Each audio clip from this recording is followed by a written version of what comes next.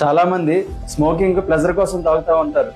కానీ ప్లెజర్ వెనక జరిగే రియల్ డ్యామేజ్ ఏంటో నేను చెప్తాను. స్మోక్ లో ఉన్న నికోటిన్ బ్లడ్ స్ట్రీమ్ లోకి వెళ్తుంది. బ్లడ్ స్ట్రీమ్ నుంచి బ్రెయిన్ కి రీచ్ అవుతుంది. బ్రెయిన్ లో ఉన్న టోటల్ 12 రిసెప్టర్స్ యాక్ట్ చేసి డోపమైన్ ఆర్ ఎడ్రినాలిన్ రిలీజ్ చేస్తుంది. ఈ ఎడ్రినాలిన్ ఏం చేస్తుంది, ఒక రకమైన యాంగ్జైటీని, యుఫోరియాని, టోటల్ గా బజ్ క్రియేట్ చేస్తుంది.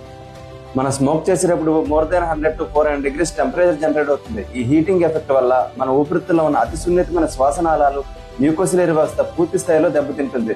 దీనివల్ల క్రానిక్ బ్రాంకైటిస్, ఎంఫైజీమా, సిఓపిడి వస్తుంది. అల్టిమేట్ గా లంగ్ క్యాన్సర్ వచ్చే ప్రమాదం ఖచ్చితంగా.